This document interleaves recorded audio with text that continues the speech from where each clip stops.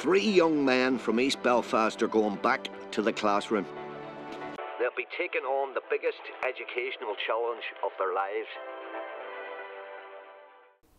Every time I've started something, I've always, well, not always, but most of the time I'm not motivated enough to keep going, and sometimes I'll just back away from it. No, there was something blocking me to start. I was like, am I going to be able to do this, or am I not? I was just going to turn out. It was good because, like, when we were in the Fab Lab, you weren't pressured.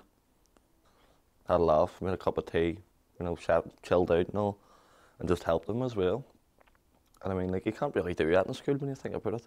All that pressure and all, but up there it was just laid back, really. It was good. I really enjoyed it, like.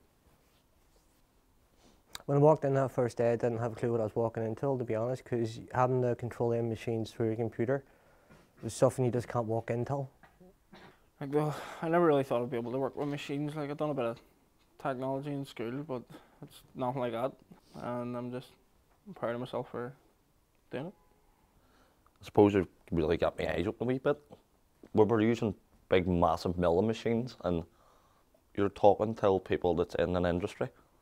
You know, they're actually doing that for a living. Like, it's opened my eyes to a lot of things, like, which is brilliant, like. It's very relaxing too, like. I felt good about it in the end, so I did. Once pursued getting the work done, which was a bit of a melt at the same time. Trying to use them computers and adding everything together was a nightmare, but when the end result came, it looked fantastic. So it's one thing no one can take away from me. Between the times that I did want to give up and the times that I didn't, where if I had to give up, but it had nothing to do with me whatsoever, so it would have.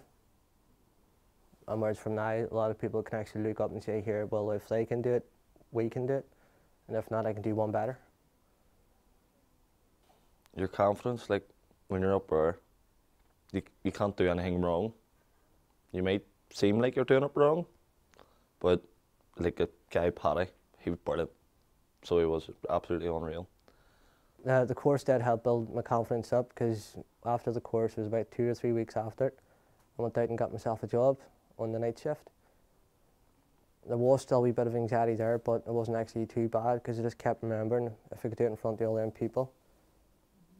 It has given me a wee bit of a confidence boost, but not 100%. I am working on trying to fix it, but it's going to take a long time to fix.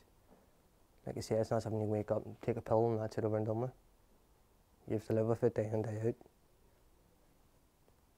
Like, before I done this course, I wouldn't even have the confidence or the skill to even write a CV, or hand somebody a CV, or ask somebody for a job.